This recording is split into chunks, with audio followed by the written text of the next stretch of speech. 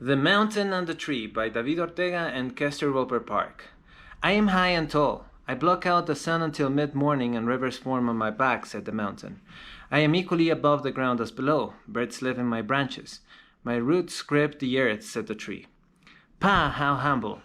I am the ground, risen up over millennia. Dozens of creatures live on my slopes and in my gullies. I need not grip the earth, for my tremendous weight keeps me planted, said the mountain. I drink only a little water and breathe out air for others to breathe. I give my leaves to the earth, to be made into fertile mulch, said the tree. That is nothing, roared the mountain. I consume nothing, and I am covered in life-giving habitats. Coals churn to diamonds beneath my tremendous bulk.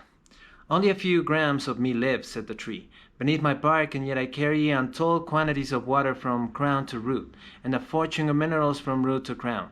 I am but a temporary fold in the earth, and yet to the animals who live on me, I am a universe, thundered the mountain. I contain dozens of beautiful stones and metals curling and coiling through my body like the flight of a bird, said the mountain. Well, I cannot compete, said the tree. My body is strong and sturdy, and could be cut down and sliced into planks, but in so doing, birds will lose their home. I am very small and insignificant to you, O mountain. That is right, said the mountain, you are, but even as it spoke, it thought of the jewels and rocks in its belly and the human that one day dig down into its belly and gouge them out. The tree's life would be over in 1, 2, 3 strikes on an axe, but the mountain's death would be slow and agonizing.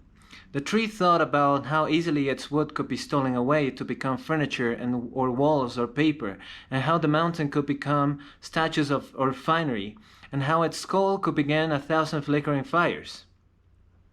The mountain thought about how the paper of the tree could become books, tomes of wisdom that could be passed down from century to century and store human knowledge, and how the elements would slowly grind the mountain flat, or an earthquake would split it open, how its last days would be agonizing by one means or another. The lake lay at the foot of the mountain, in the shade of the tree, and said nothing. It thought not of the boats, or the swimmers, or the floods, whether it would be drunk or put out fires. It slopped and rolled in the groove made for it, and did not boast or fear its future. It rippled and shone contentedly in the light of the sun or moon. The sparkles on the crests of its waves caught the attentions of the tree and the mountain, and for a moment they were jealous. Well, at least we are solid, they said, and not made of mere liquid. That's right, said the lake. At least you are solid and not made of mere liquid. How perceptive you are! And then, one drop at a time, it began to rain. The mountain and the tree have forgotten that water constitutes a big part of them. They didn't realize it till they saw themselves drinking the rain droplets through their pores. The lake, of course, was aware that solid entities will always forget one thing, and that is that they always need to be shapeless and formless, but at the same time taking the shape of whatever contains them, just like water itself. Being like water will help them be adaptable, and by maintaining a state of constant change, learn new things and get better.